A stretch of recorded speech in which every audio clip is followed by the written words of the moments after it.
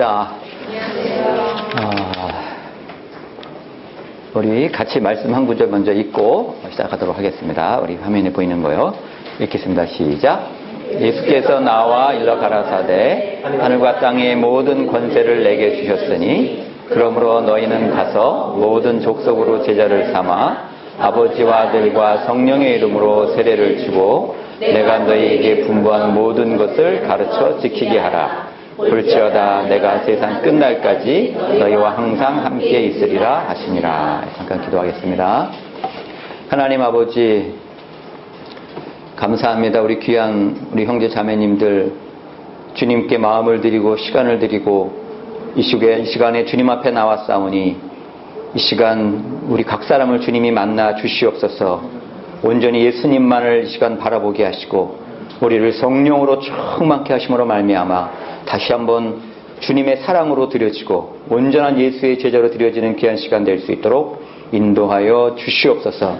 온전히 주님만 홀로 영광 받아 주실 줄을 믿사오며 예수님 이름으로 기도했습니다. 아멘. 네, 우리 은행의 김영생입니다. 오늘 제자도 같이 말씀을 나눌 텐데요. 제가 이제 그 제자 사역을 시작하면서 그 처음에 BBB 모임 그 이제 초창기에 이제 워크숍을 하면서 저에게 주어진 주제가 제자도라는 주제로 한번 그 워크숍 준비를 한번 해보라고 최봉 형님이 이제 그때 그렇게 말씀하셔갖고 처음으로 제가 제자도를 이제 준비를 한 적이 있어요. 그때는 저도 처음 그 제자도라는 단어를 접했기 때문에 이게 너무 광범위하기도 하고, 야, 이거 워크숍을 이걸 어떻게 준비하나.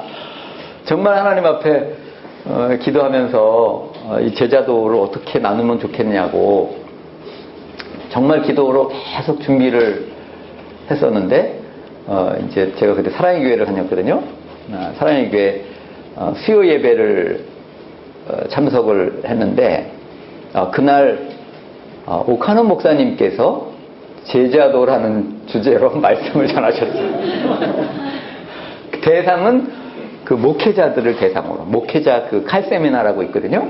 그러니까 목사님들을 수요 예배에 주로 참석하게 하시고, 제가 우연히 거기를 참석을 했는데, 제자도라는 주제로 말씀을 전하셨어요.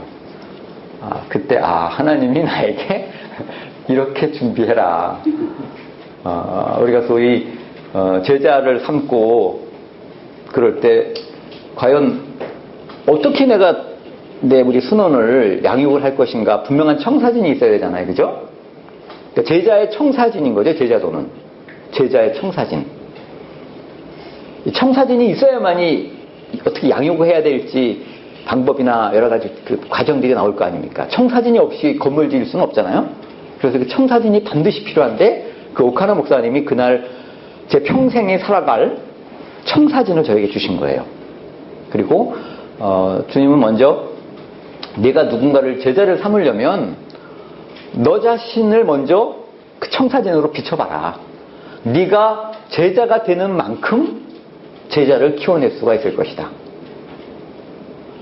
내가 제자가 되는 만큼만 우리는 제자를 키울 수가 있거든요.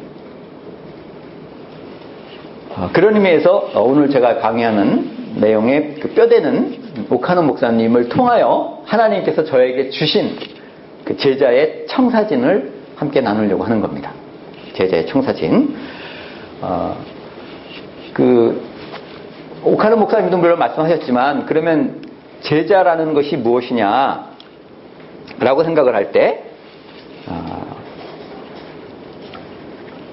예수님처럼 되고 인격적으로, 성품적으로, 그 다음에 예수님처럼 사는 사람들이다. 간단하게 그렇게 여러분이 머릿속에 기억하고 있으면 될 거예요. 헨리 나우엔이 그렇게 말했는데 같이 한번 읽겠습니다. 헨리 나우엔 시작. 우리는 지금 세상에 존재하고 있는 예수라고 말할 수 있어야 한다.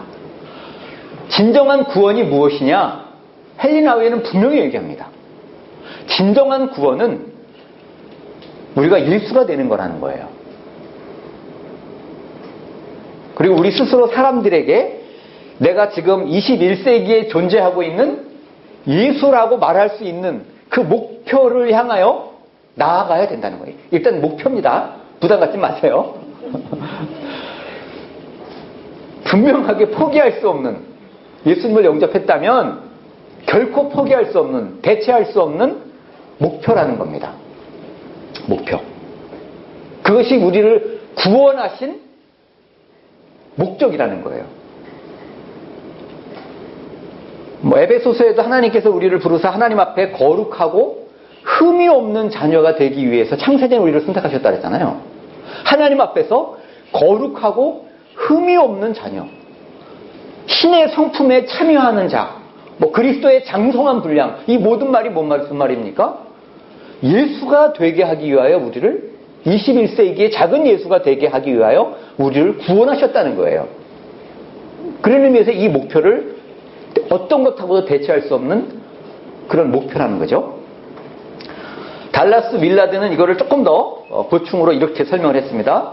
예수님의 제자는 그 예수님과 함께 있어 그 예수님께로부터 하나님의 나라 안에서 살아가는 법을 배운다. 그래서 그분의 삶이 내 삶을 통해 흘러나온다. 즉 다시 말하면 예수님으로부터 내 삶을 사는 법을 배우되 예수님이 나라면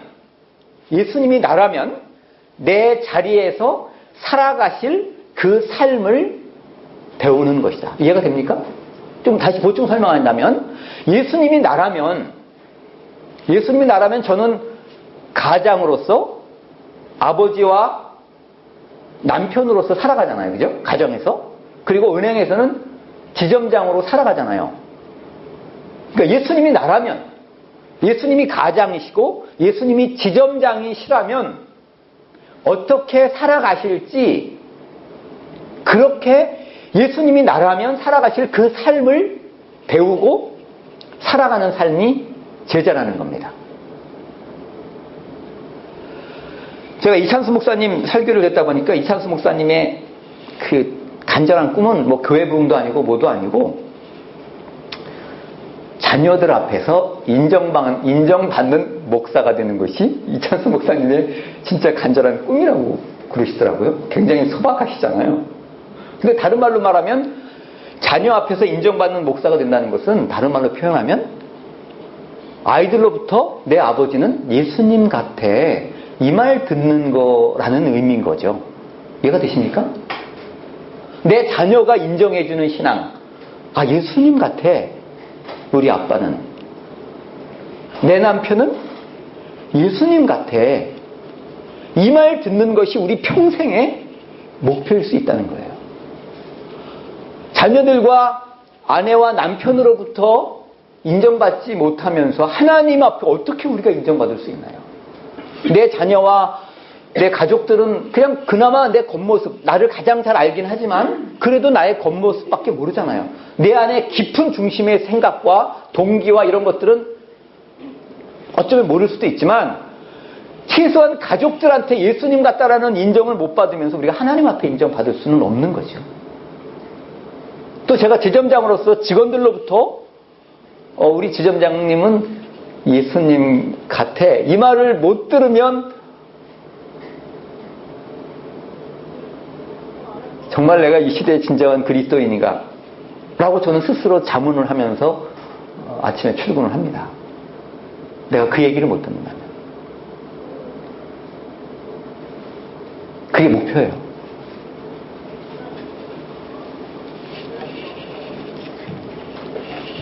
근데 그것이 한쪽으로 부담될 수 있지만 도전해 볼 만한데 평생에 내 인생 전부를 다 걸고 도전해 볼 수 있다는 목표가 있다는 것이 얼마나 감사합니까? 얼마나 감사해요.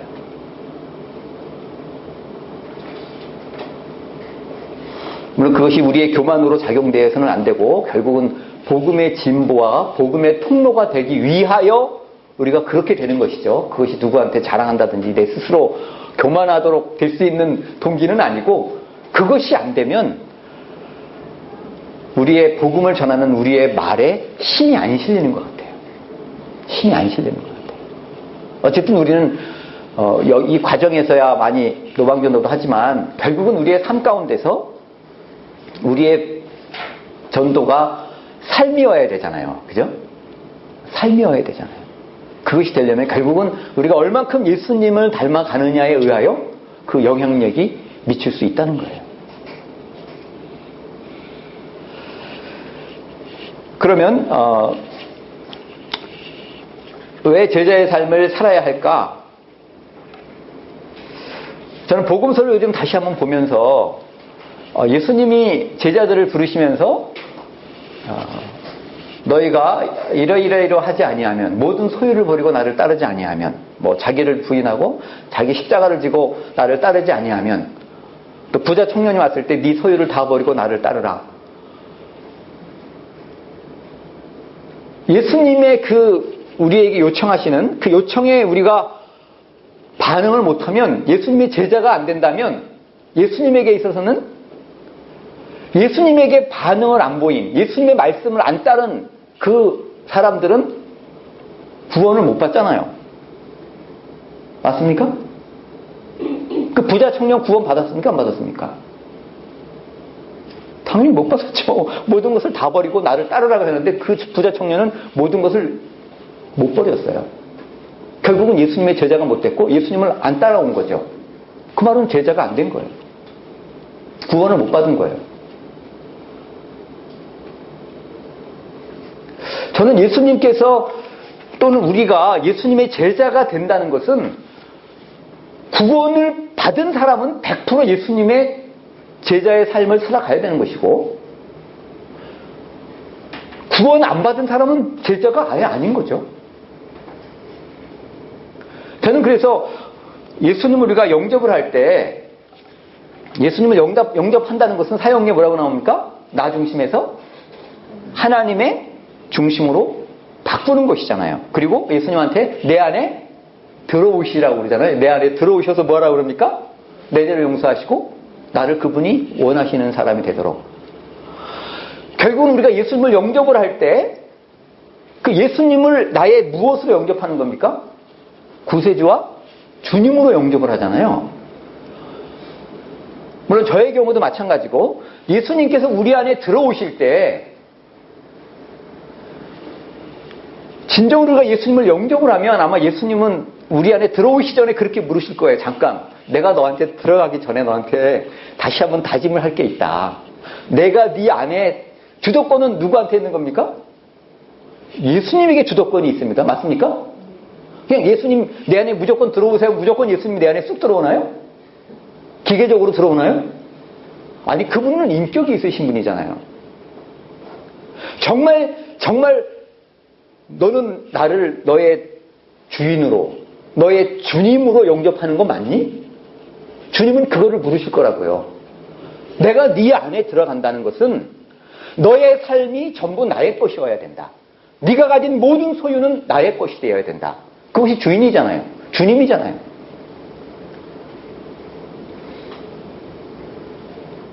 그리고 너는 나의 모든 말씀에 순종해야 한다. 괜찮겠니?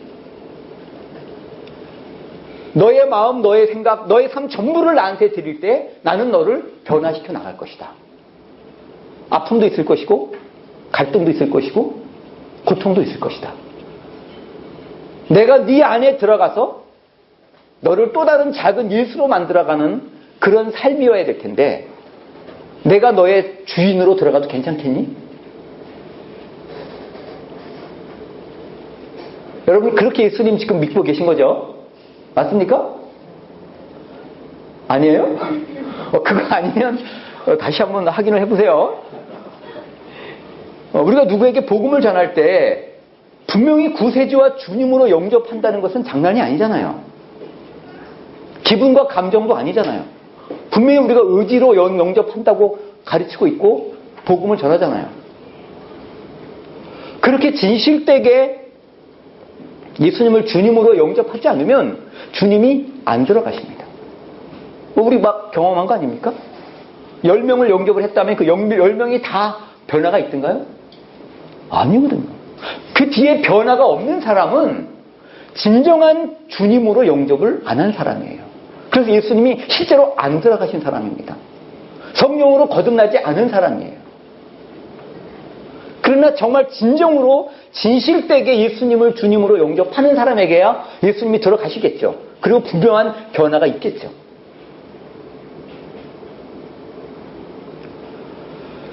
그러면 그 예수님이 우리 안에 들어오신다는 말은 그분이 우리의 마음과 생각을 통치하시고 다스리신다는 거잖아요. 그죠? 하나님의 나라의 개념이 그거잖아요. 우리가 천국을 말할 때 천국이 어떤 티켓을 따는 게 아니지 않습니까? 천국은 하나님의 통치를 받아들이는 거예요. 하나님의 통치가 임하는 곳이 하나님의 나라입니다. 그렇죠? 하나님이 통치하시는 것이 천국이에요. 그 예수님을 우리의 마음에 구세주와 주님으로 모셔드릴 때 그 예수님이 내 안에 들어오셔서 나를 다스리시는 거죠.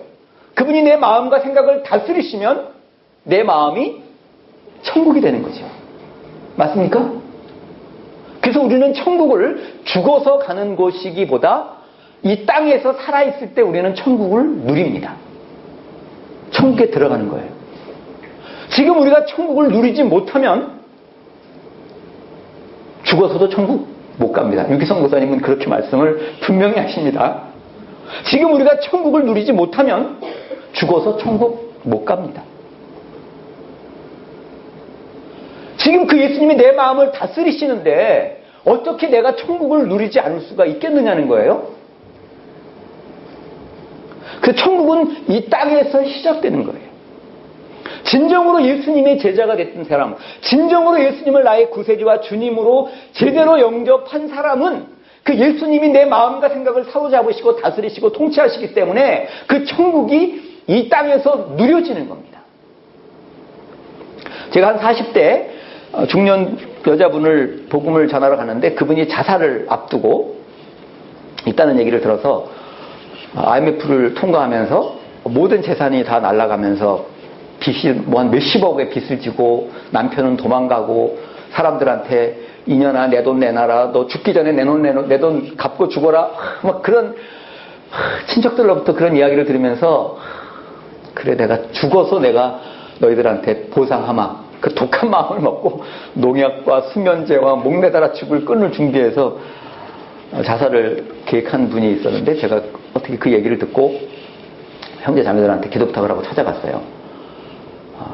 찾아가서 딱 앉았는데 제가 평상시 한 7년 동안 기도해오고 또 만날 때마다 복음을 전했던 사람이었는데 저한테 그러더라고.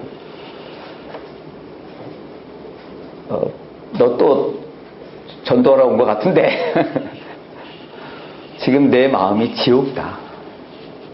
네가 말하는 지옥이 있을지 모르겠지만 내 마음이 지옥이니까 나 죽게 내버려 둬라. 내가 애냐? 내가 지금 지옥이야. 본인이 지옥이니까 지옥을 들어가자는 거예요. 야, 제가 어떻게 다른 말을 못 하겠더라고요. 그것을 제가 경험을 안 해봤으니, 그 지옥 같은 마음을 경험을 안 해봤으니 그분의 심정을 어떻게 제가 다 이해할 수 있겠어요. 어쨌든 그분의 이야기를 거의 주로 들으면서 8시간을 앉아서 얘기를 주로 들어줬죠. 그리고 마지막에 그래 당신이 지금까지 당신의 문제를 해결하기 위하여 모든 방법을 다 써봤잖아요. 무당도 찾아가고 별하별 데를 다 찾아가보고 그러나 결국은 당신이 해결하지 못하고 이제 자살을 앞두고 있는데 모든 것을 다 해본 것이 아니냐. 그러나 내가 믿는 하나님은 모든 것이 다 끝났다고 생각할 때 그때 하나님은 일하시는 분이다. 인간의 마지막, 인간이 생각하는 끝이라고 생각할 때 하나님은 그때 일하시는 하나님이시고 인간이 모든 것이 불가능하다고 말할 때 하나님은 그때서야 분명히 하실 수 있다고 말하실 수 있는 전능하신 하나님이신 것을 나는 분명히 믿고 지금까지 살아왔다. 이제 당신이 할 수 있는 모든 것을 다 했으니 마지막으로 내가 믿는 하나님을 믿고 당신의 그 인생의 모든 문제, 지금의 이 문제를 포함하여 당신의 구원의 문제와 그 모든 것을 다 하나님께 한번 맡겨보자. 그리고 나서도 아무런 일이 일어나지 않는다면 그때 죽어도 괜찮다. 그렇게 도전을 했을 때 그분이 마음문이 열려서 같이 예수님을 거기서 영접하는 기도를 했어요. 근데 그 다음 날에 저한테 전화가 오더라고요. 야, 나 미친 거 아니냐? 왜 이렇게 마음이 평안하냐? 문제는 전혀 해결되지 않았는데, 야, 나 미친 거 아니야? 왜 이렇게 내 마음이 평안해? 50평 아파트에 자동차 2대씩 맨날 골프 치러 다니고, 그럴 때는 누리지 못했던 행복을 반지하 전세방을 얻어줬거든요. 거기를 드나들면서 여기가 천국이라고. 이 행복, 이 기쁨, 예수님과 함께하는 이 삶을 자기는 견딜 수가 없다고. 내가 이 좋은 예수님을 왜 이제야 만났나? 그러더라고. 예수님을 제대로 영접해서 성령께서, 예수님께서 그 마음을 사로잡으실 때 그런 천국을 누려지는 삶이 가능한 거죠. 저도 이 서울 침례교회에서 예수님 영접할 때 동일했고,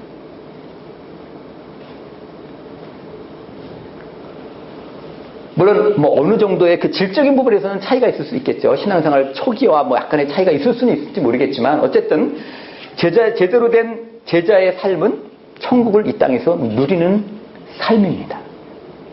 그리고 그것이 될 때 그 성령 하나님께서 우리를 통치하시고 다스리심으로 말미암아 우리를 통하여 그 하나님의 나라를 확장해 나가시는 거예요. 그 하나님의 나라 확장은 정말 성령의 통치를 받는 그 천국을 누리는 사람을 통하여 하나님의 복음은 전해집니다. 바로 그것이 우리가 이 제자의 삶은 대체 불가능한 우리 모두의 삶이라는 거예요. 자, 그럼 구체적으로 예수님을 닮는다는 것이 무엇인가? 예수님의 작은 예수가 된다는 것이 무엇인가를 크게 세 가지로 나누도록 하겠습니다.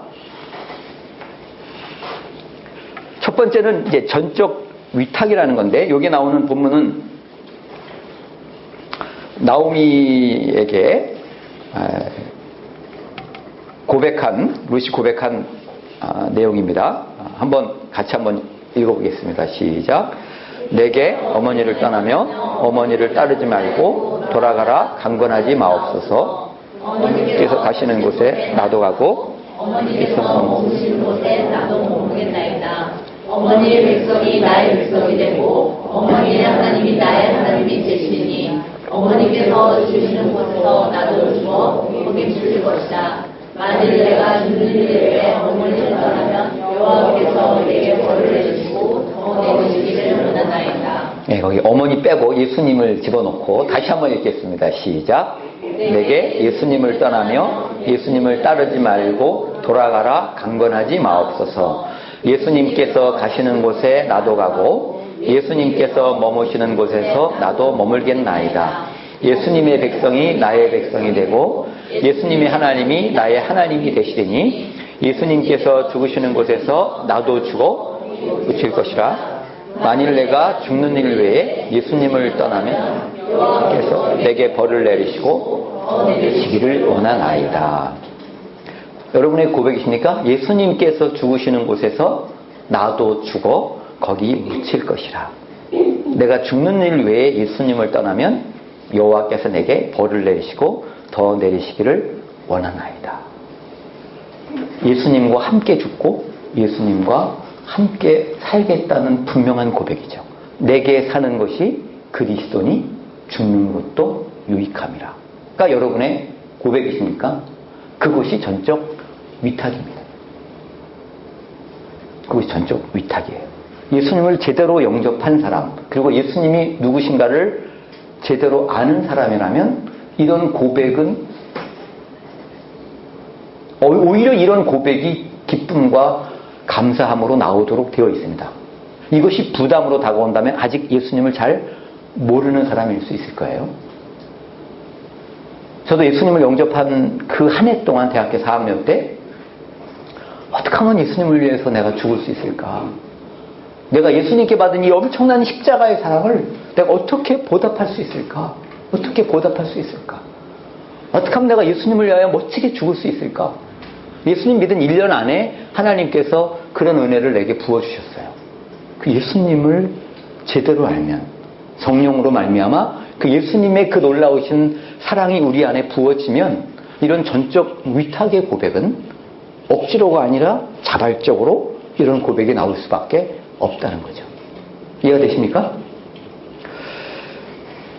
그러면 이렇게 전적 위탁을 하는 사람은 당연히 목적과 동기가 바뀌게 돼 있어요. 바뀌어 있어요. 목적과 동기. 자, 목적. 그 다음 우리 중에 읽겠습니다. 시작. 우리 중에 누구든지 자기를 위하여 사는 자가 없고 자기를 위하여 죽는 자도 없도다. 우리가 살아도 주를 위하여 살고 죽어도 주를 위하여 죽나니 그러므로 사나 죽으나 우리가 주의 것이로다. 이렇게 목적이 바뀌어져 있습니다. 아멘입니까? 아멘. 확실하게 마음을 담아서 아멘을 하세요. 이게 분명합니다. 오직 예수.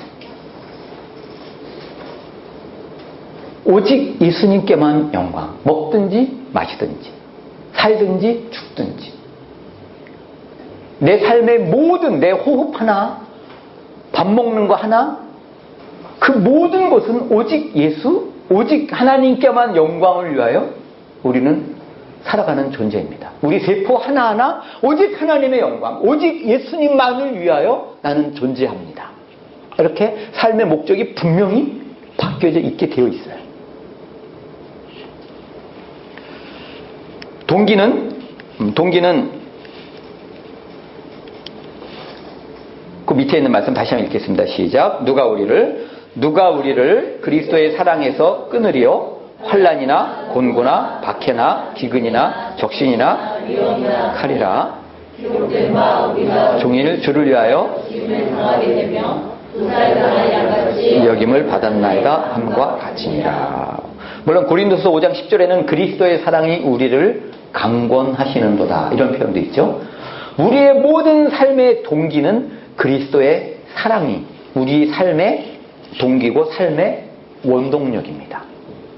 지금 오늘 바울이 이 말씀에서 고백하고 있는 환난, 공고, 박해, 기근, 적신, 위험, 칼, 우리가 종인을 주를 위하여 죽임을 당하고 토살당할 양같이 여김을 받았나이다. 우리가 아마 이 땅에 살면서 경험하고 있는 것 중에 오늘 바울이 고백한 이런 힘들고 어려운 것을 경험하는 사람이 있나요? 아무리 힘들다고 그래도. 근데도 오늘 바울은 누가 우리를 그리스도의 사랑에서 끊으리요? 이렇게 시작을 합니다. 결국은 우리가 살아가면서 힘들고 어렵고 뭐 염려가 되고 뭐 짜증이 나고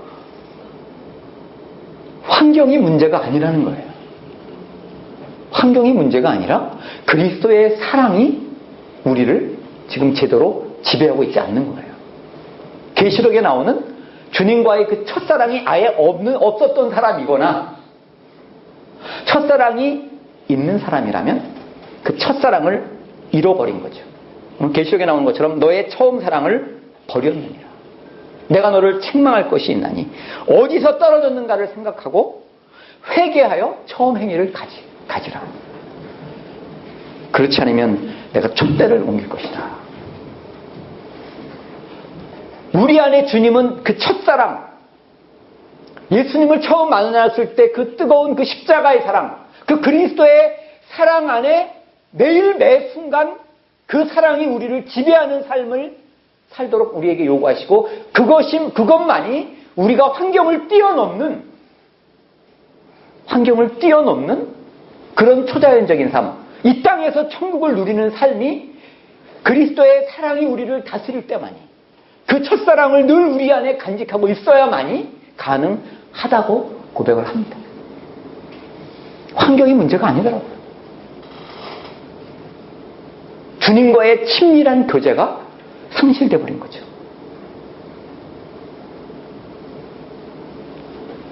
그 동기와 이 목적이 전적 위탁이 된 사람에게는 분명한 고백이 있고, 이 목적과 동기가 늘 내 안에서 분명하도록 주님과의 친밀한 교제를 가져야 된다는 거죠. 천국은 아까 말씀드린 천국 가는 것이 목적이 아닙니다. 더 중요한 것은 예수님과의 교제입니다. 예수님과의 사랑을 나누는 거예요. 사도 바울도 예수님이 보고 싶어서 빨리 죽어서 천국 가고 싶다고 그랬잖아요. 그리스도를 보고 싶어서. 그러니까 예수님을 떠난 천국은 상상할 수가 없는 거예요. 이 땅에서 누리는 그 예수님과의 교제, 예수님과의 사랑이 너무너무 크니까. 그러나 이 땅에서는 아무래도 한계가 있다 보니 그 천국을 그리워하는 거죠. 어찌 보면. 예수님과 얼굴과 얼굴을 맞대고 보고 싶은 그 예수님. 바로 그것이 전적 위탁의 핵심입니다. 이렇게 전적 위탁이 되려면 대전제는 그 예수님을 향한 사랑과 예수님을 향한 신뢰, 전적인 신뢰가 전제가 됩니다. 우리가 소위 결혼할 때 여자분들이, 자매님들이 형제한테 내 인생을 탁 맡기는 것, 그것이 하나의 작은 전적 위탁이라고 말할 수 있어요? 이 남자한테 내 인생을 맡겨도 될까? 과연 저 남자가 과연 평생 나를 버리지 않고 끝까지 사랑해 줄 수 있을까? 나만을 사랑하고 다른 여자한테 눈 돌리고 내가 혹시 병들고 뭐 이래도 나를 버리지 않고 정말 나를 끝까지 사랑해 줄 남자인지를 따져봐야 되잖아요, 결혼할 때. 그리고 그것이 분명히 마음속에 신뢰로 확신이 다가올 때 결혼을 약속을 하지 않습니까? 정상적인 여자라면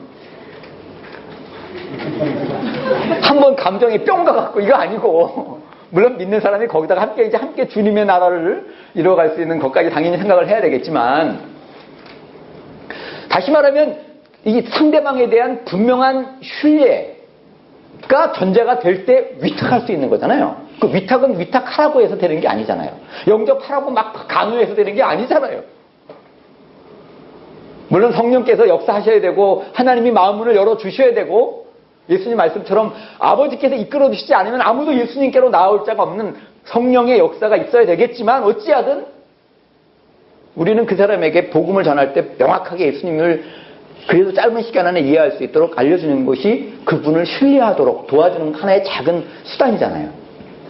그래서 얼마나 우리가 예수님을 신뢰하느냐, 그 전적인 신뢰가 될 때 위탁하게 되고, 그 위탁이 된 것, 내 인생의 모든 문제, 뭐 건강 문제, 저 같으면 뭐 실적, 자녀 문제, 여러분이 지금 염려하고 걱정하고 고민하는 또는 미래, 그 모든 것, 하여튼 나에게 염려, 걱정, 근심으로 담겨오는 그 모든 것은 주님 앞에 위탁되어야 될 것들인 거죠. 어쨌든 내 안에 뭔가 마음의 염려와 걱정과 두려움과 초조함과 뭐가 있다면 그 영역에서 아직 주님 앞에 위탁이 안 된 거예요.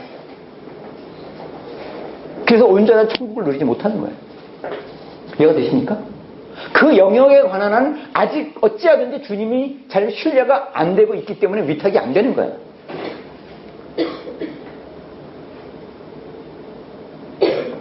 배우자 문제도 마찬가지 아니겠습니까? 배우자가 뭐 아무리 기도해도 안 나타나. 이거 하나님도 이건 어쩔 수 없나? 이러다가 결혼 못하는 거 아니야? 막 불안해지면 어쨌든 아직 이게 온전히 신뢰가 안 되는, 괜히 맡겼다가 주님 앞에 내가 속으면 어떻게 돼? 또 주님은 이건 못 주시는 거 아니야? 안 주실 수는 있지만 못 주시지는 않죠. 아니 저는 그냥 혼자 사는 게 나아. 뭐 그래서 진짜 어떤 경우에 안 주실 수는 있겠죠. 근데 못 주시는 거는 아니겠죠. 알 수 없는 하나님의 큰 계획 속에서 안 주시는 거겠죠. 맞나요? 그렇잖아요.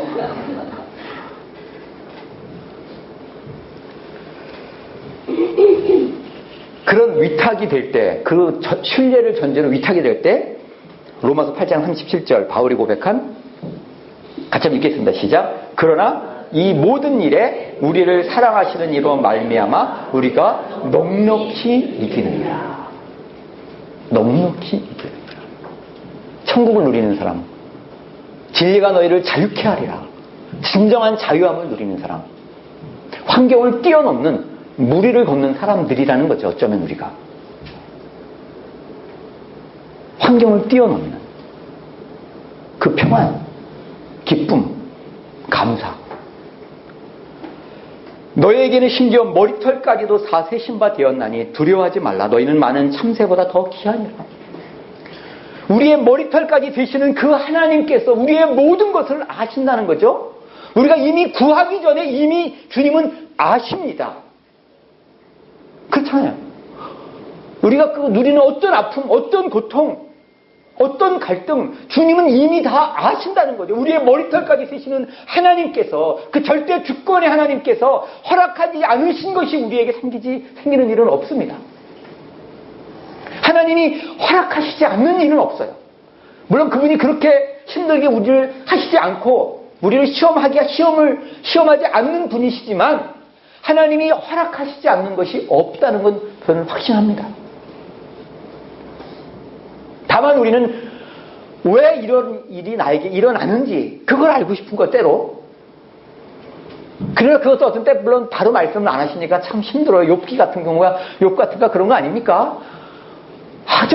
아니 내가 이유라도 알면 지금 이거 좀 이겨낼 수 있겠는데 내가 왜 이런 일을 당해야 되는지 그 이유를 모르기 때문에 힘들어요.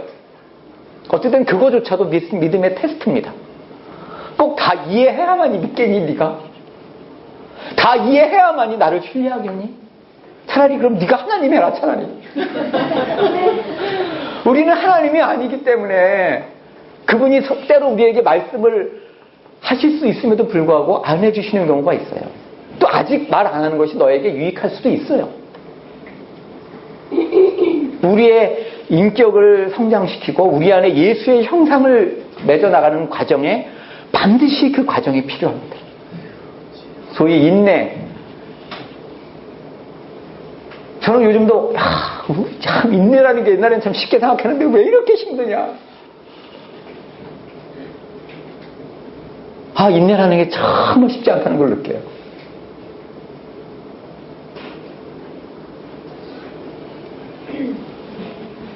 사실은 저희 아들이 이제 6개월 동안 예전에 그 병원에 중환자실에 막 죽느냐 사느냐 많은 분들이 기도해 주셔서 여러분도 다 아실지 모르겠지만 사실은 몸무게 25kg까지 빠지고 정말 주변에서 어떤 분은 기도하는데 예수님이 데려가는 꿈을 꿨다는 거예요. 그분은 항상 거의 100% 그렇게 환상이 보이면 예수님이 데려갔대요.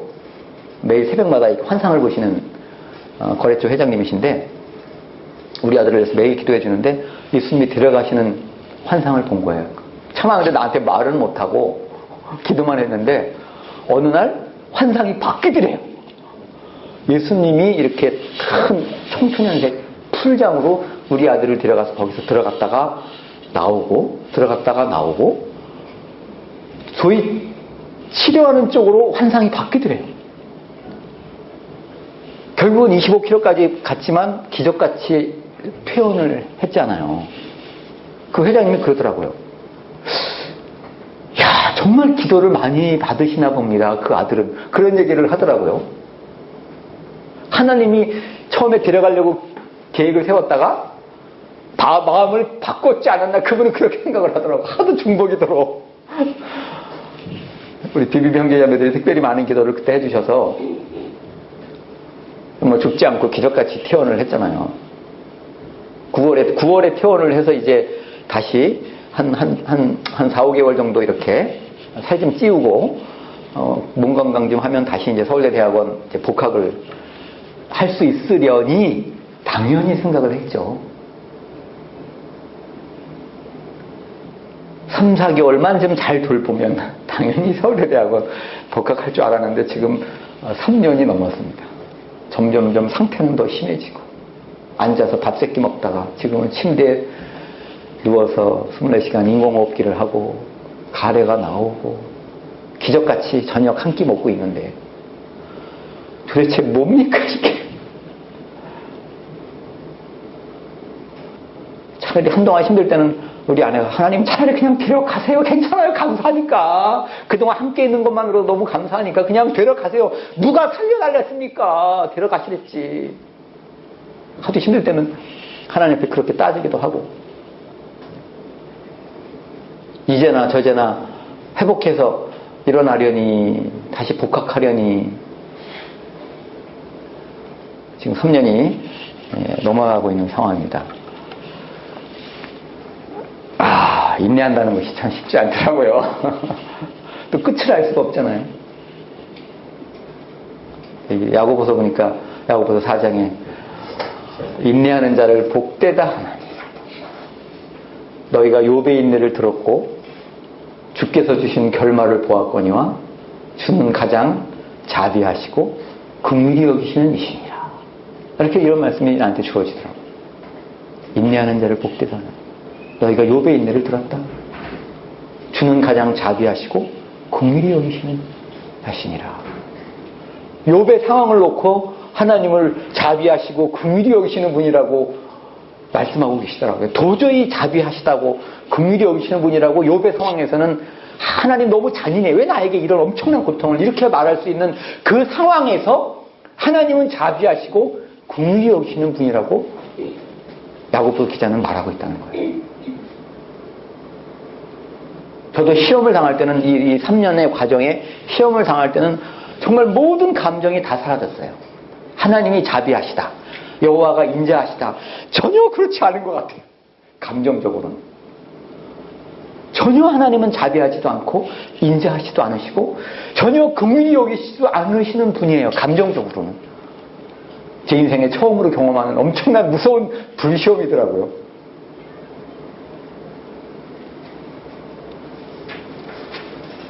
전혀 감정적으로 와닿지 않는 거예요.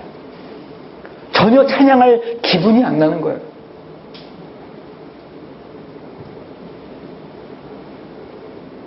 제가 그럴 줄 상상도 못했어요. 내가 그 지경까지 갈 줄을 상상도 못했어요.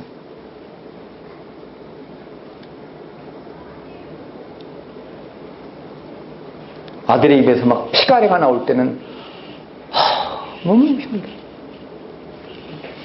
피가래를 안 빼주면 또 그것 때문에 호흡 불러오니까 막 가슴을 눌러서 가래를 빼주는데 막 피가래가 막 튀어나오는 거예요. 누르면 누를수록 더 상처가 자극이 돼서 막 피를 토하는데 안 뺄 수도 없고 빼자니 막 피를 토하는데 정말 아브라함이 이삭을 계속 찔러 죽이는 것 같은 기분, 감정적으로는 너무 잔인하시다 막 그런 생각이 막 들어오려고 그러는 거예요. 마귀가 막 공격하는 거예요.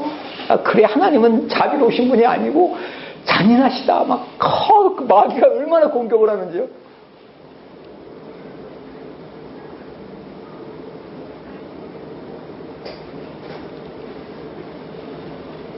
물론 그 테레사 수녀라든지 이런 많은 분들의 책을 보니까 뭐 영혼의 어두운 밤의 단계를 얘기하더라고요. 신앙의 1단계, 2단계, 3단계, 4단계, 5단계가 있는데 4단계 마지막 단계가 영혼의 어두운 밤이 있다.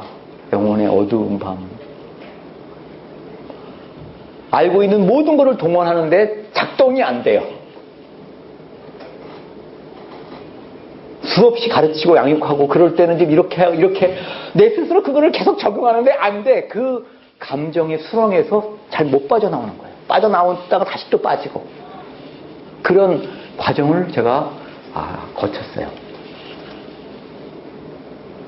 작년에는 아마 제가 이 넉넉히 이기느니라 이렇게 못하고 간신히 견디느니라 제가 작년에 그렇게 말했던 기억이 나요. 근근히 버티느니라. 작년에는 제가 그 정도였던 것 같아요. 근데 요즘은 좀 이제 넉넉히 이기느니라가 조금 됩니다.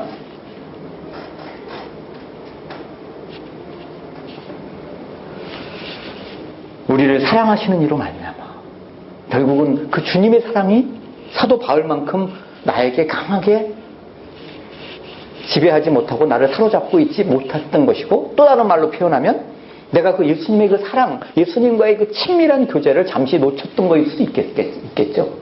그 환경이 너무 강하게 나에게 몰려오니까.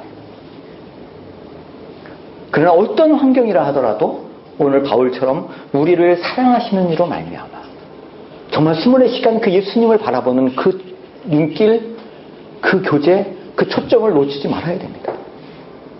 그 예수님과의 친밀한 교제가 절대 방해받지 않도록 신경을 써야 되는 거죠. 부부생활도 마찬가지 아니겠어요? 부부생활도 신혼의 그 사랑이 제가 올해 30년인데 결혼생활 요즘도 신혼 때보다 더 짜릿하거든요. 우리 아내랑. 근데 그거는 그냥 되는 건 아니잖아요. 서로가 끊임없이 그 한 여자 외에 요만큼의 틈도 보이면 안 되잖아요. 그리고 그 아내를 어떻게 하면 기쁘게 할까? 그 아내를 어떻게 하면 행복하게 할까? 내 머릿속에는 예수님 빼놓고는 늘 그 생각이 맴돕니다. 그럴 때 그 사랑의 감정이 계속 유지가 되고 생겨나고 그러는 것 같아요. 그런 주님의 사랑과 주님에 대한 신뢰가 점점점 깊어질 때 전적 위탁은 자연스럽게 되어집니다. 이해가 되십니까? 전적 위탁은 자연스럽게 되어져요. 그러면서 자연스럽게 평안이, 기쁨이, 천국이 누려지는 거죠. 우리 스스로 막 그렇게 하는 게 아니라 그렇게 되어집니다.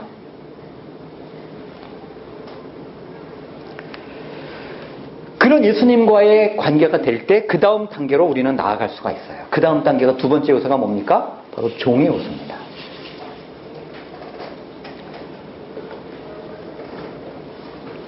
섬기는 거죠. 주님은 성공으로 부르신 것이 아니라 섬김으로 부르셨습니다. 마가복음 10장 45절 같이 한번 읽겠습니다. 시작. 인자가 온 것은 받으려 함이 아니라 도리어 섬기려 하고 자기 목숨을 많은 사람의 대속물로 주려 함이니라. 주님은 우리를 섬김으로 부르셨어요. 성공이 아니죠. 근데 이 섬김으로 부르셨는데 이 섬김이 가능하려면 우리는 종이 되어야 된다는 거예요. 예수님의 종은 말할 것도 여기서 말하는 종은 사람들의 종이 되어야 된다는 거예요. 사람들의 종. 이게 예수님의 인격이에요. 너희 안에 이 마음을 품으라. 곧 그리스도 예수의 마음이니 하면서 그 뒤에 나오는 내용이 뭡니까? 그분이 하나님이시지만 하나님의 영광을 다 버리고 사람들의 종이 됐다는 거 아니에요. 죽기까지 십자가에 죽기까지 우리를 그렇게 종으로서 섬기셨다는 거 아닙니까? 사람들을 위하여 노예처럼 그렇게 섬기시고 그것도 모자라서 아예 죽으신 거 아니에요. 우리를 위하여. 그것이 예수님의 섬김의 깊이요 높이라는 거죠.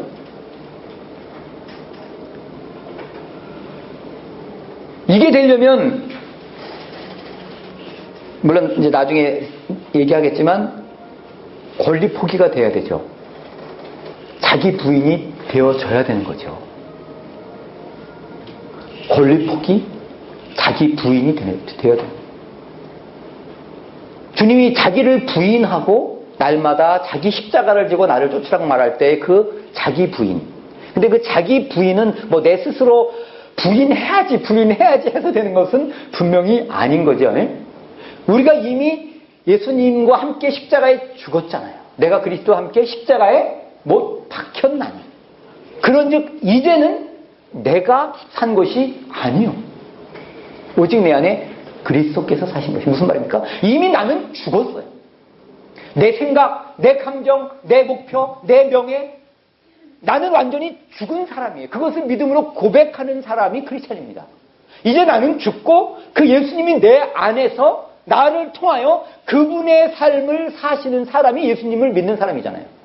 나는 이미 죽고 그 예수님이 내 안에서 나를 대신하여 먼저 나를 변화시키겠죠. 나를 변화시키면서 그분이 내 안에서 나를 통하여 그분의 삶을 사는 것이 그리스도인이에요. 그러기 위하여 예수님이 내 안에 들어오신 거죠.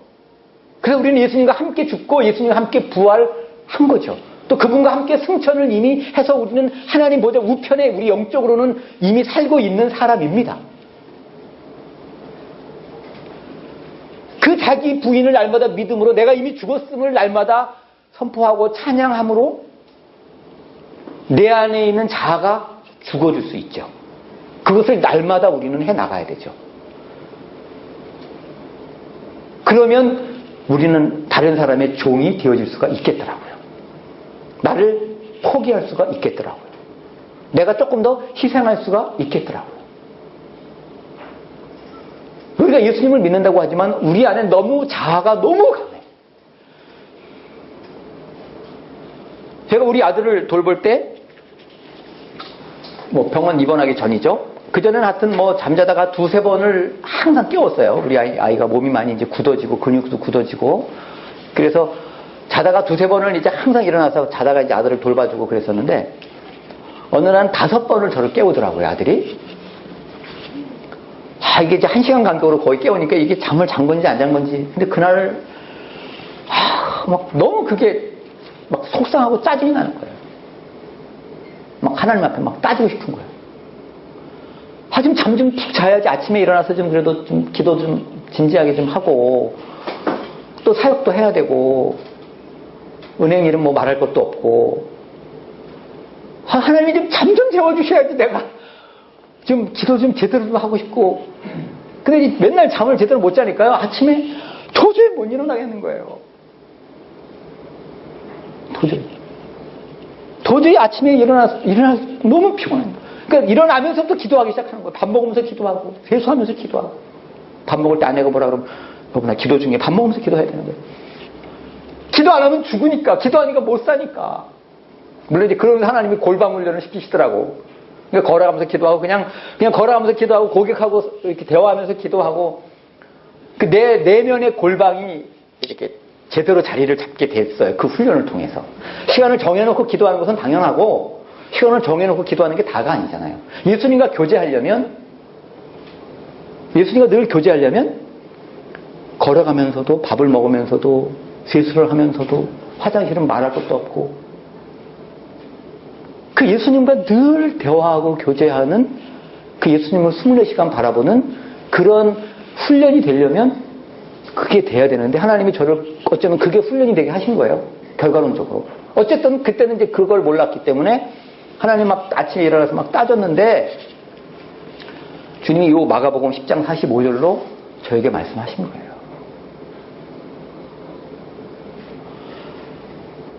네가 나를 따른다는 제자라면 내 삶이, 예수님은 보면 예수님의 삶의 전부는 뭡니까? 섬김이라고 말할 수 있잖아요. 그죠? 예수님은 섬기러 오신 거니까 예수님의 삶의 전부는 섬김이에요. 또한 예수님은 섬김이 특권이에요. 맞나요? 예수님은 섬김이 기쁨이에요. 예수님은 섬김이 보람이에요. 예수님에게 섬김이 없다면 예수님은 존재 의미가 없어질지 모르겠어요. 네가 나의 제자라면 너에게도 섬김은 특권이어야 된다. 섬김은 기쁨이어야 된다. 섬김은 보람이어야 되고, 섬김은 너의 삶의 모든 것이 되어야 된다. 그렇지 않니? 예, 맞습니다. 이 밤에 네가 뭐 한 거니? 너 아들 섬긴 거 아니야? 예, 그렇죠. 아들 섬겼는데. 너 근데 지금 아들 섬기면서 나는 섬김을 위하여 나의 생명을 바쳤다. 너는 그래 네 아들을, 다른 사람도 아니고 네 아들을 섬기면서 그래 밤에 지금 5번 정도 잠을 못 잔 것 같고 그 아우성을 치고 있냐 너 지금? 주님은 저를 그 새벽에 책망하시면서 내가 얼마나 주님에 대한 이 종의 요소를 수없이 강의했으면서도 종의 요소가 안 됐는가를 깨닫게 하셨어요. 철저하게 이기적인. 그렇잖아요? 아들이 곤히 자는 아빠들을 우리 아들이 쉽게 깨웠겠습니까? 정말 견디지 못하니까 깨운 거 아니겠습니까? 아들이 나를 깨울 때는 본인이 얼마나 힘들었으면 나를 깨웠겠어요. 근데 저는 내 생각만 하고 있었던 거예요. 내가 힘든 것만 생각하고 있었던 거예요. 내 안에 긍휼이 없는 겁니다. 긍휼이 없었던 거예요. 이 종의 요소가 되려면 긍휼의 마음이 있어야 되겠더라고요. 주님은 우리 안에 긍휼, 자비, 겸손, 온유, 오래 참, 용서, 용납. 근데 첫 번째가 긍휼의 마음, 불쌍히 여기는 마음.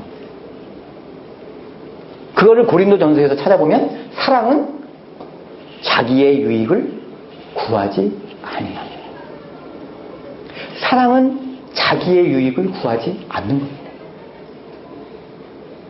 나와 아들과의 관계 속에서 그 밤에 나는 나의 유익을 구한 거예요.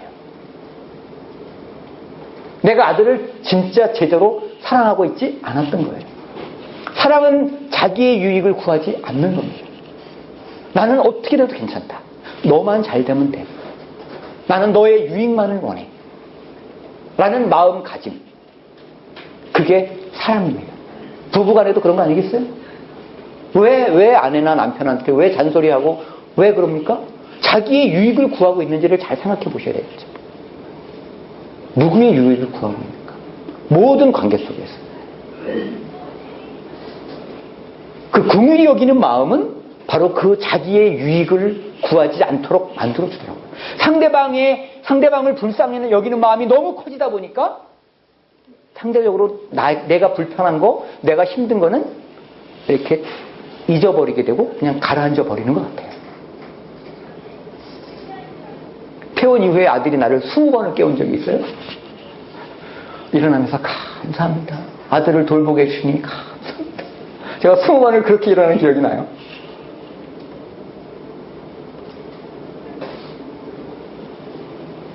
하나님은 저에게 끊임없이 네가 예수님을 닮는다는 건 이론이 아니다. 그거는 말뿐이 되어서는 안 된다. 네 안에 나의 긍휼이 들어가야 되고 너의 유익을 구하는 것은 완전히 사라져야 되고 고린도전서 13장에 나오는 그 사랑장이 이론이어서는 안 된다는 거예요. 그런 종의 요소를 주님은 우리를 인간관계의 어려움이나 환경의 어려움을 통하여 우리를 종의 요소로 빚으십니다. 이게 절대 그냥 안 돼요.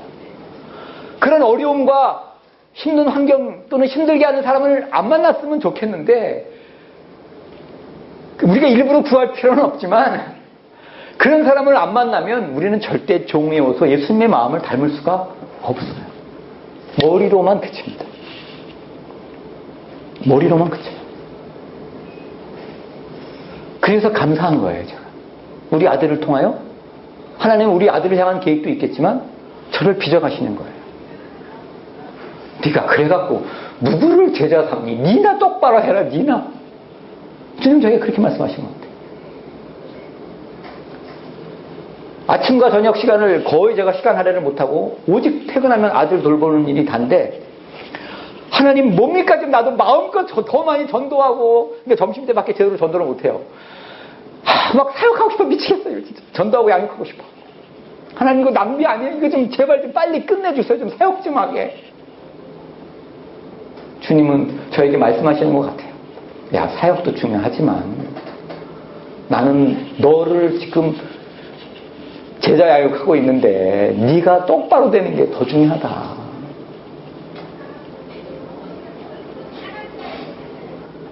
주님의 관심과 초점은 숫자에 있지 않더라고요. 늘 비비가 얘기하는 숫자에 있지 않더라고요. 제대로 된 예수. 주변 사람들로부터 정말 예수 믿는 사람답다. 정말 예수님이 살아계시면 그렇지 않을까라고 말할 수 있는 사람이 되기를 주님은 요구하십니다. 아내로부터, 아이들로부터, 직원들로부터 주님은 그 얘기를 못 들으면 너는 제대로 예수의 제자가 된 게 아니야. 주님은 저에게 그렇게 도전하시는 거예요.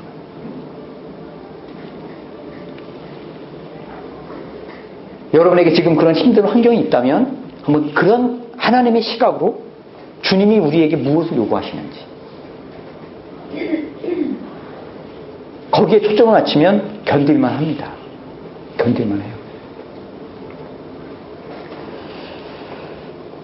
그래서 갈라디아서 5장 13절에 오직 사랑으로 서로 종노릇하라 이 말이 있잖아요. 오직 사랑으로 서로 종노릇하라. 무슨 말입니까? 노예가 되라는 거예요. 여러분의 섬기는 사람 순원의 노예가 되라는 거예요. 순원의 노예가 되라는 거예요. 주장하지 말라는 거예요.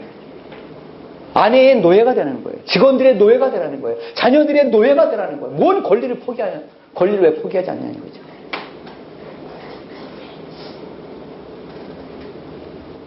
제가 아들한테 많이 혼납니다. 아빠 좀 잘 좀 돌보세요. 이게 노예가 이게 뭡니까? 우리 아들이 얼마나 당당한지, 그래, 아빠, 미안해, 아빠가 잘할게. 한 번만 용서해줘라. 아들한테 꼼짝 못하고 살고 있습니다, 제가.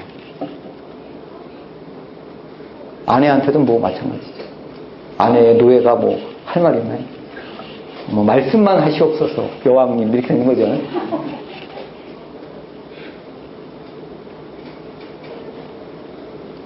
예수님은 그런 실제적으로 우리의 마음이 낮아져서 종의 마음, 노예의 마음을 갖기를 원하시고, 그렇게 우리 안에서 빚어 나가시는 겁니다.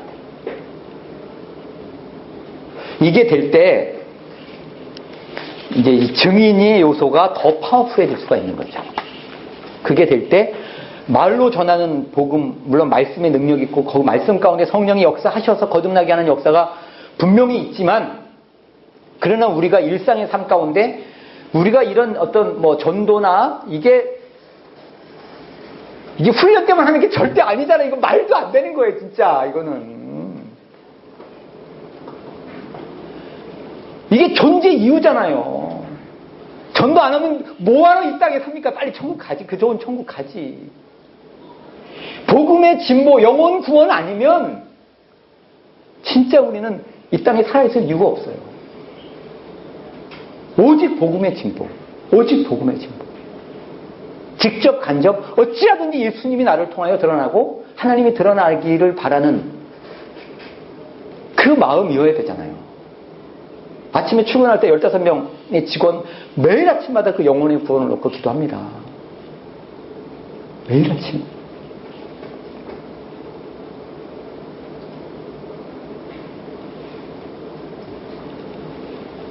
전도가 그렇게 뭐 쉽다고 표현하면 뭐하겠지만, 어쨌든 사랑으로 섬겨주면 그냥 다 마음은 다 열어요. 자기의 과거가 나 뭐 중학교 때까지 교회 갔다, 우리 아내가 뭐 교회 다닌다, 그냥 그 좋은 정보들을 다 얘기해. 나 교회 가고 싶어요. 여기 서울 디지털에서는 성적이 굉장히 안 좋았는데도 이게 더 잘해지니까 또 빛이 더 나. 성적이 안 좋을 때는 이게 빛이 더 납니다. 성적이 좋을 때는 뭐 어느 지점장이 다 잘해주잖아요. 근데 성적이 안 좋으면 이제 지점장들이 이제 성질이 나오잖아요. 지점 분위기가 말이 아닌 거예요. 근데 서울 디지털에 딱 1년 있었는데 그 전에도 꼴찌인데 내가 가자마자 또 부도가 뻥 터져갖고 나의 노력과는 상관없이 이건 무조건 꼴찌로 가고 있는 거예요. 똑같아. 근데 이제 그 전에 송도에 2년에 있을 때는 내가 아들을 돌보고 영업 진짜 거의 못했는데 1등을 했거든요. 하나님이 봤지? 하나님이 100% 1등 하겠다는 그 경험을 저한테 했기 때문에 여기서 꼴찌로 갈 때도 하나님의 뜻이 있나 보다. 물론 기분은 좀 1등하고 이렇게 전도가 되면 좋은데 어쨌든 성적이 꼴찌로 계속 가고 있는데 가만히 기도해보니까 이게 전에 지점장하고 이렇게 차별화를 시키려고 그랬던 것 같아요. 하나님이. 이해가 되시죠? 전에 지점장 꼴찌할 때는 다들 그냥 딴 데 인사회동 해달라고 막 난리를 쳤는데 저는 그냥 우리가 최선을 다하면 그게 1등이다. 어떡하겠냐. 우리가 부도난 거 어떡하겠냐. 우리가 최선을 다하면 그게 우리는 1등이다. 하면서 어쨌든 먹을 것도 많이 사주고 점심도 많이 사주고 칭찬해주고 격려해주고 좌우지간 어쨌든 주님의 은혜로 그렇게 했는데 분위기가 직원들이 우리 꼴찌인데 이거 분위기 이렇게 좋아도 돼? 막 그러면서 막 분위기가 너무 좋은 거예요. 어떤 여직원이 엽사가 왔는데 천국을 보는 것 같아서 너무 행복해요. 나도 그 천국을 누릴 수 없을까요? 뭐 이런 식의. 그래서 전도에서 그 여직원 신앙생활 지금 잘하고 있고, 또 어떤 여직원은 완전히 그냥 이혼하고 상처받고 왕따 당했던 여직원을 또 보내오셔갖고 그 여직원 거기서 예수님 영을 새롭게 맞고, 제가 꼴찌 지점에서 떠날 때 이 양복을 나한테 사줬어요. 그 여직원이. 이름도 안 밝히고 특히 양복 치수를 알아내서 집으로 보내면서 자기 아버지가 돌아가셨는데 나를 아버지처럼 여기고 양복을 드리는 거니까 제발 거두어 주시옵소서. 그러면서 양복을 내 세상에 꼴찌한 점퍼 이렇게 떠나면서 양복 받기는 처음이에요. 하나님이 그 힘든 점퍼에 그 몇 명의 영혼의 구원을 위하여 나를 거기 보내신 거예요. 그리고 지금 이제 딴 데로 또 옮겨왔는데, 하여튼 하나님이 나를 옮긴다 또는 직장에 갈 때 오직 초점이 어디가 있어야 됩니까? 내가 만나는 사람, 그 영혼 구원. 나머지는 다 수단이에요. 실적은 수단입니다. 복음의 진보에 하나님이 도움이 되면 좋게 주실 것이고, 복음의 진보에 또 도움이 되면 또 안 좋게도 주시는 것이고, 오직 복음의 진보, 영혼 구원. 다만 우리는 사랑만 할 뿐이에요. 종으로 섬길 뿐입니다. 주님의 마음으로 그 영혼을 바라보면서. 그럴 때 우리가 전하는 복음이 강력한 거죠. 우리 비비비는 정말 저는 그런 사명을 가져야 된다고 생각해요. 이제는 말로 전하는 복음을 넘어서서 우리가 정말 예수님을 보여주는 삶 가운데 우리의 복음이 증거되어지는 그런 저는 우리 비비비가 되어야 된다고 생각을 해요. 주님은 우리를 그런 증인으로 부르셨습니다. 증인으로.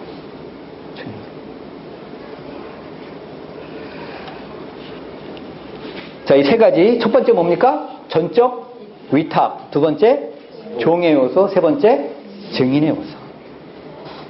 자, 이 세 가지가 늘 여러분의 삶 가운데 얼마나 풍성하게 맺혀져 있는지를 점검을 하시면 그게 예수님을 닮아가는 정도입니다. 열매가. 아시겠습니까? 자, 그러면 이것이 조금 더 제대로 되기 위하여 뭐가 필요한지 네 가지, 4D, 네 가지로 요 세 가지가 제대로 되기 위하여, 다시 말하면 예수님을 우리가 제대로 닮아가고 작은 예수가 되기 위하여 네 가지. 첫 번째는 열망입니다. 메시지 성경의 하여튼 유진 피터스는 주님을 아는 특권에 비하면 자기의 모든 것은 개똥으로 표현을 했더라고요. 이걸 한국말 번역을 적나라하게 표현했는데, 정말 십자가의 성 요한이 주님의 아름다움을 보다 제가 죽어도 좋으니 주님의 임재를 보이소서 이렇게까지 기도했다고 하는데 좀 도전이 됩니다. 그죠? 열망은 다른 말이 아닌 거죠. 우리의 신앙은 예수님과의 교제가 전부라고 그랬잖아요. 그죠? 그래서 예수님을 더 알기를 원합니다. 예수님을 더 의지하기를 원합니다. 예수님을 더 사랑하기를 원합니다. 예수님을 더 닮기를 원합니다. 더 주님을 더 알기를 원합니다. 라고 하는 그 갈망이 우리 안에서 꺼지지 않도록 여러분이 관리하셔야 됩니다. 그 갈망이 전부예요. 우리 안에 있는 어떤 소원보다, 어떤 기도 제목보다 주님을 더 알기를 원합니다. 주님을 더 사랑하기를 원합니다. 주님을 더 의지하기를 원합니다. 주님을 더 닮기를 원합니다. 라고 하는 그 주님을 향한 갈망이 우리 안에 가장 크게 우리를 지배할 수 있도록, 그 갈망이 우리 안에 꺼지지 않도록 해야 됩니다. 우리 안에 그 갈망이 식었으면 심각하게 영혼이 병든 거예요. 영혼이 병들어가고 있는 거예요. 주님 이외에 다른 무엇에 우리의 관심을 빼앗겼기 때문에 주님을 향한 불꽃이 사고로 들고 있는 거예요. 그 첫사랑처럼 그것이 점점 더 커지도록 해야 되는 거예요. 근데 우리는 너무 바쁜 세상에 눈에 보이는 세상만 살다 보니까 우리의 마음을 빼앗길 수 있는, 우리의 관심을 빼앗길 수 있는 것들이 너무나 많아요. 너무나 많아요. 그래서 그것을 지키기 위해서 따로 시간을 떼어서 기도하는 게 필요하고, 그것을 지키기 위하여 그 따로 떼어놓는 기도의 시간만으로도 부족해서 말씀을 암송을 하고 늘 내 안에 계신 예수님을 바라보고 그분이 주시는 그 말씀을 기억하고 말씀을 묵상하고 늘 그분과의 기도가 호흡이 되도록 쉬지 말고 기도하는 그것이 정말 나의 몸에 배어들도록 그 훈련을 해 나가야 되는 거예요. 그 훈련을 해 나가야 되는 거예요. 그게 영성 훈련이라고 하는 거죠. 그게.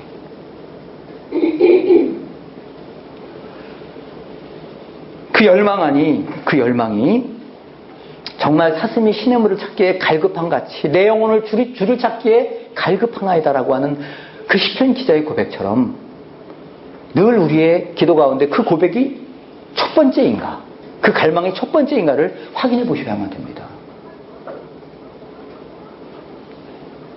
그러면 그 주님이 우리의 기도의 응답을 보시고 우리의 그 갈망을 보시고 우리를 이끄십니다. 고난으로 이끄세요. 때로. 그래서 그 갈망을 가질 때, 그런 기도를 할 때 고난이 올 수 있다는 것을 마음의 준비를 하십시오. 이상히 여기지 마십시오. 이상히 여기지 마세요. 또 감당할 만한 시험만 허락하십니다. 저는 제가 아들을 계속 돌보면서 느끼는 것은 지금 뭐 지하교인도 그렇고 북한에 뭐 예수님 당시도 마찬가지고 그 당시에는 예수님을 믿고 영접할 때 어떤 마음으로 영접합니까? 내가 예수님을 영접하고 예수를 믿으면 내가 잘못하면 잡히면 감옥에 갈 수도 있고 고문을 당할 수도 있고 죽을 수도 있고 이슬람권이든 공산권이든 다 그렇게 예수님 믿잖아요. 예수님 당시도 그렇게 믿었잖아요. 그렇죠? 그거를 충분히 계산을 하고 믿잖아요. 예수님이 나의 주님으로 영접한다고 했을 때 그것을 충분히 계산하고 믿잖아요.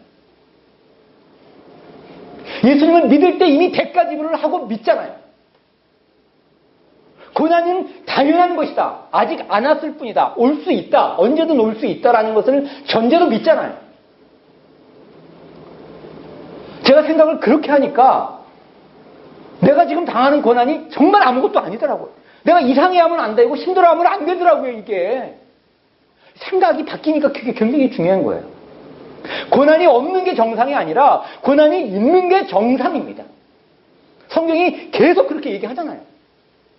오히려 기뻐해라. 시험을 당하면 오히려 기뻐해라. 이제 너의 믿음이 제대로 연단되는 과정이 있다. 베드로전서에 나오잖아요.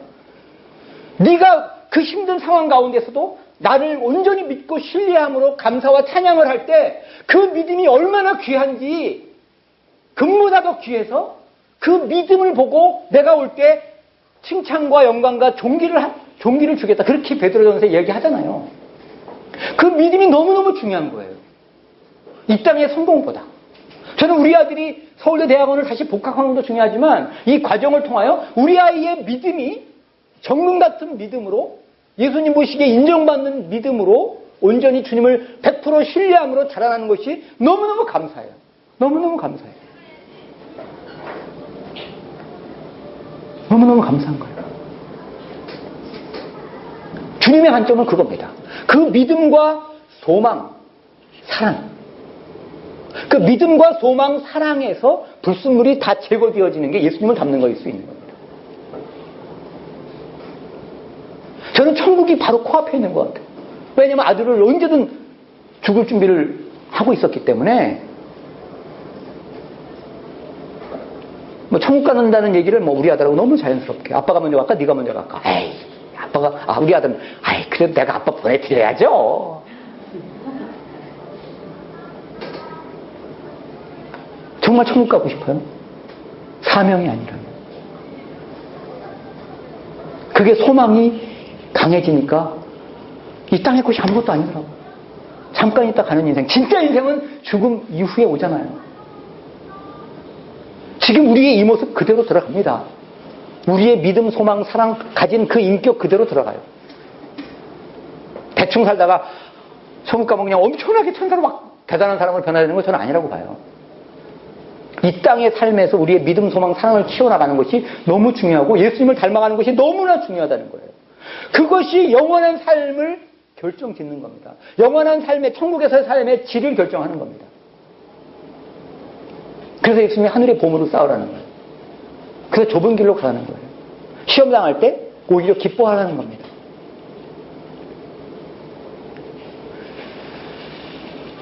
그런 열망이 우리 안에 있어야 돼요. 어떤 대가를 지불해서라도 주님을 더 알기를 원합니다. 주님을 더 닮기를 원합니다.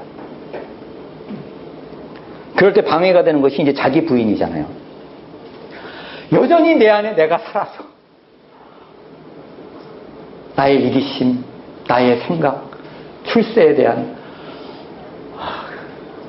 인정받고 싶은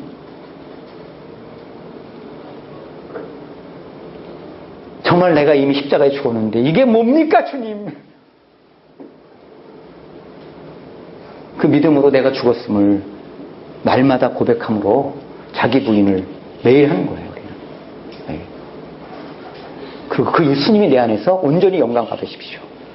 아침에서 맨날 출근할 때 주님 오늘도 내 이름, 내 영광, 내 자랑 감추어 주시고 이 비산동 지점 가운데 내 이름, 내 영광, 내 자랑 감추어 주시고 오직 예수님의 이름, 예수님의 영광만 드러날 수 있는 하나님의 이름이 우리 지점 가운데 하나님의 이름이 거룩히 존중받으시고 하나님의 의와 평강과 실학의 통치가 우리 가정과 지점 가운데 있게 하시고 하나님의 뜻이 온전히 이루어드리는 우리 지점이 되게 해달라고 매일 아침마다 그 기도도 합니다.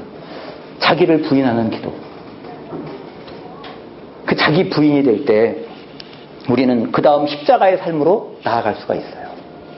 십자가를 나 혼자 지면 못 지죠. 주님과 함께, 주님이 함께 져주십니다. 주님은 멍에가 쉽고 가볍다고 했습니다.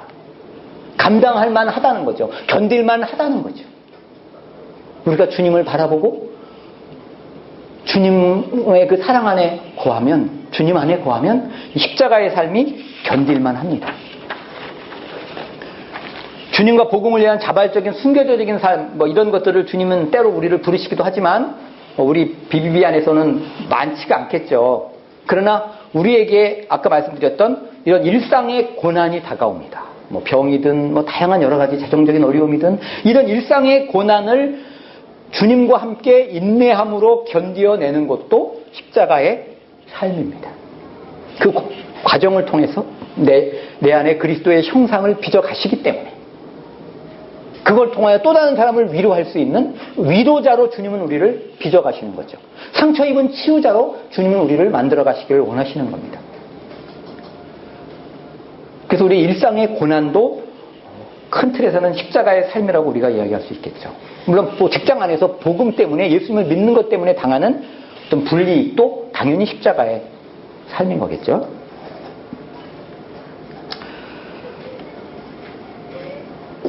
어쨌든 이 십자가의 삶은 참 아까 말씀드렸던 인내. 근데 참 인내는 이 구약 성경을 보면 요셉도 참 얼마나 인내합니까, 그죠? 다윗도 아브라함도 모세도 보면 하나님 앞에 쓰임 받는 사람은 다 그 오랜 세월 약속은 받되 그 약속이 응답되기까지 정말 인내한다는 그게 필연적인 것 같아요.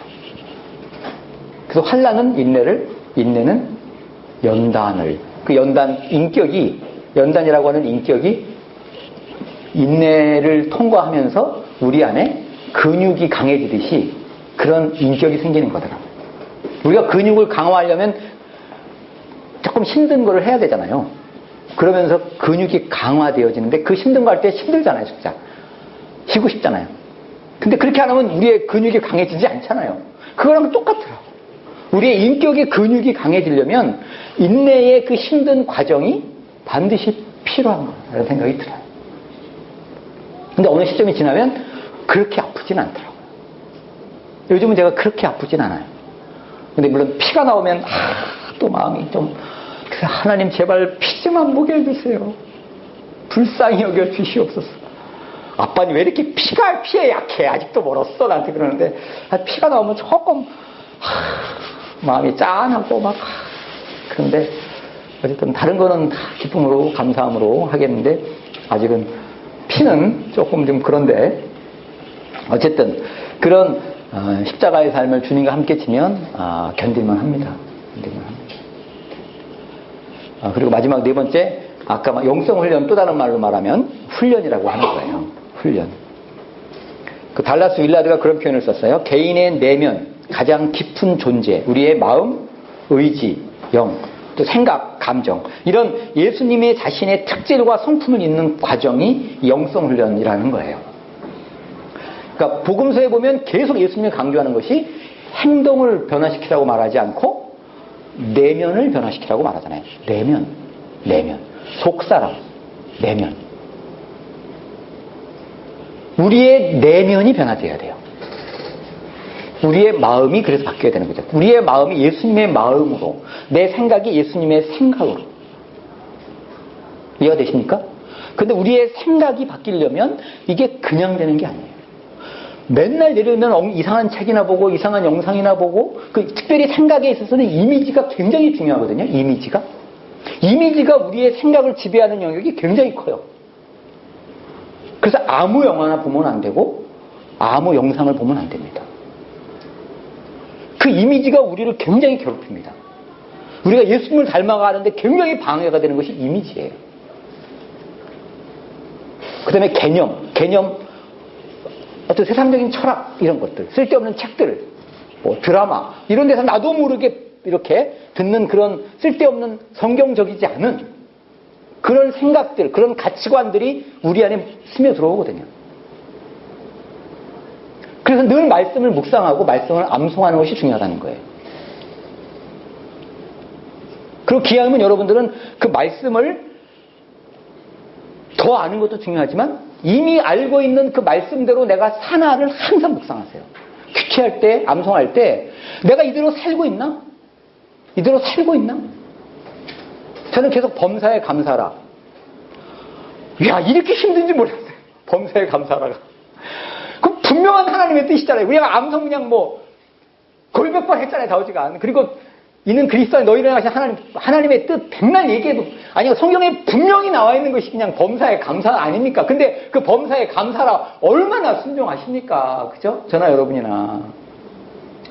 아니, 다른 거 순종할 생각하지 마시고 일단 범사에 감사하라. 그냥 크리스찬의 삶은 감사로 시작해서 감사로 끝나야 돼요. 정말 감사하지 않은 상황이 생기면 감사거리를 찾아내셔야 되고 그 상황에서 어떻게 감사를 드릴 수 있을지 고민하셔야 됩니다. 기도하셔야 됩니다. 그러니까 감사가 되더라고요. 이게 감사가 되더라고요. 이미 알고 있는 하나님의 뜻 그 감사하라, 사랑해라, 거룩해라. 그 분명히 알고 있는 그 하나님의 뜻에 목숨을 걸어야 됩니다. 성경 지식을 자꾸 하다 보면 머리만 커져. 가슴이 뜨겁지가 않아요. 근데 말씀대로 살려고 이미 알고 있는 그 말씀을 살려고 발버둥을 치면 기도할 수밖에. 기도하지 않으면 어떻게 삽니까? 주님이 쉬지 말고 기도하라고 안 하고 하루에 3번만 기도하라. 그럼 미쳐. 어떻게 그렇게 살아요? 기도할 거리가 쌓였는데 기도하지 않으면 어떻게 삽니까? 쉬지 말고 기도하라는 것이 아이고 살았다. 아이고 감사하다. 그렇게 된 거죠. 순간순간 그분과 대화하고 기도하고 그렇지 않으면 우리의 생각이 자꾸 딴 데로 가는데 우리의 마음을 빼앗는 것들이 얼마나 많습니까?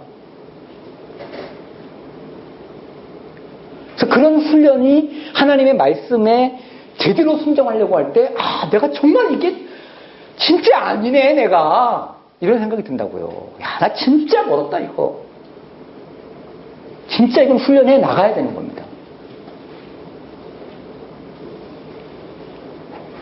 저도 계속 예수님을 바라보고 예수님을 의지하고 예수님을 생각하고 시편에 보면 다윗이 그런 고백한 내가 여호와를 항상 내 앞에 모시며 내가 여호와를 항상 내 앞에 모시며 그러니까 내 생각 속에 항상 예수님을 둔다는 거거든요. 그럴 때 그가 나의 오른편에 계심으로 내가 흔들리지 아니하리로다.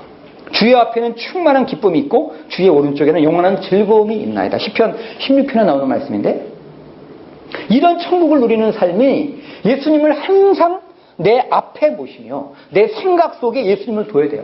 어떤 분은 예수님을 하루에 100번, 200번 부르는 연습을 해요. 예수님 속으로 계속 예수님을 생각하는 훈련을 하는 거예요. 아시겠죠?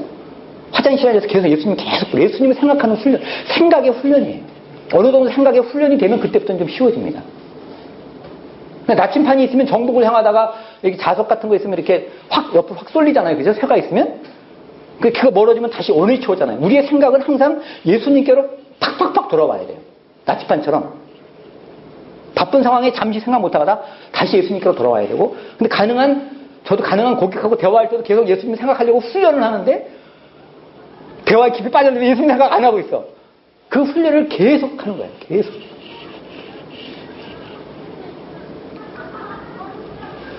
그런 훈련을 그래서 여러분 안에 그리스도의 형상이 맺혀질 때까지 여러분이 훈련을 해나가시기를 바랍니다. 그러면 이제 자연스럽게 이제 이거는 간단히 마무리하겠습니다. 아까 말씀드렸던 그 천국을 누리는 풍성한 삶, 이 다윗과 같은 고백을 하게 된다는 거예요. 응? 늘 충만한 기쁨과 그 영원한 즐거움을 누리는 다윗처럼 늘 예수님을 내 앞에 모심으로 이런 충만한 기쁨, 영원한 즐거움을 누리는 천국을 이 땅에서도 누리는 사람이 된다는 겁니다. 아시겠죠? 그럼 두 번째, 하나님이 나를 통하여 일하시기 시작하는 거죠. 그런 영향력 있는 삶이 시작이 됩니다. 그럴 때 예수님이 늘 내 안에 계시다는 것, 그거 생각한다는 것은 다른 말로 말하면 성령 충만은 예수 충만이잖아요. 그죠? 늘 예수님을 생각한다는 말은 늘 성령 충만을 유지하고 있는 거랑 같은 맥락일 수 있을 거라고요. 그 성령님이 늘 나를 다스리시도록 나를 내어드리는 것과 비슷한 거죠. 늘 성령 충만하기 때문에 그 성령님이 나를 통하여 일하시는 거예요. 우리에게 주어진 업무도 더 탁월해 갈 수가 있고 우리에게 필요한 실적도 하나님이 주시는 걸 저는 느낍니다.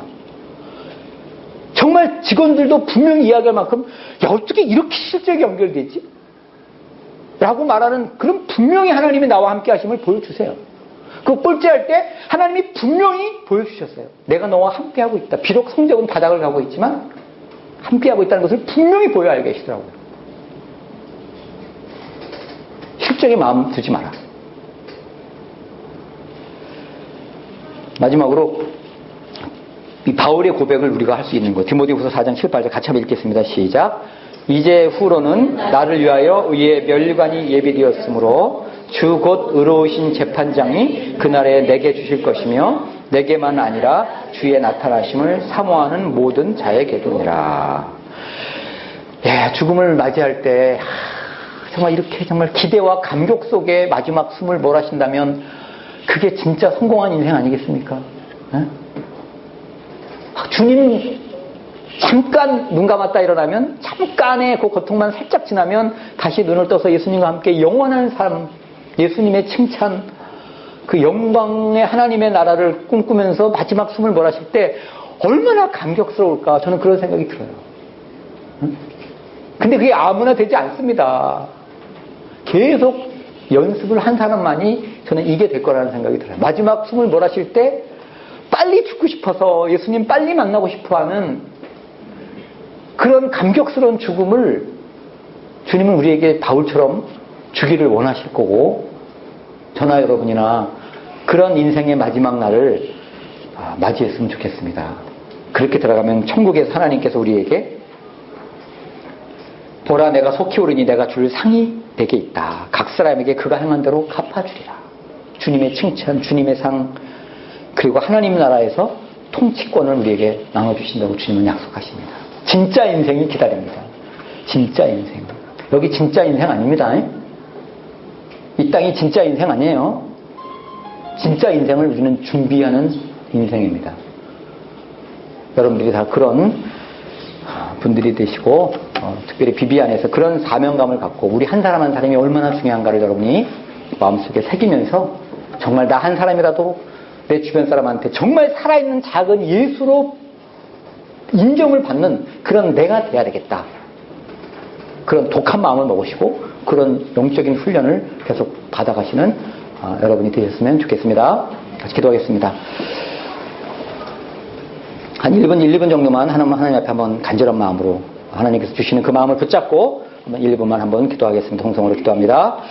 오 하나님 아버지 감사합니다. 이 시간 우리 귀한 형제 자매들 주님이 한 사람 한 사람 만나주시고 이들 각 사람에게 꼭 필요한 말씀 그 마음판에 새겨주시고 성령 하나님 우리 예수님 그 안에서 역사하심으로 말미암아 날마다 성령으로 충만하고 날마다 그 예수님을 바라봄으로 그 예수님과 동행함으로 말미암아 그 예수님의 형상을 맺어가는 하나님 살아있는 작은 예수로 드려지는 우리 귀한 형제 자매들을 되게 하여 주시옵소서. 가정에서 직장에서 삶의 현장 가운데 하나님 매 순간순간마다 예수님을 바라보게 하시고 그 예수님과 에녹처럼 동행함으로 말미암아 그 천국의 소망 가운데 하나님 이 땅의 마음을 빼앗기지 않고 하늘의 보물을 쌓는 영원한 영광을 꿈꾸며 소망하며 하나님 감사하고 사랑만 하는 삶으로 드려지는 우리 귀한 형제자매들을 되게 하여 주시옵소서.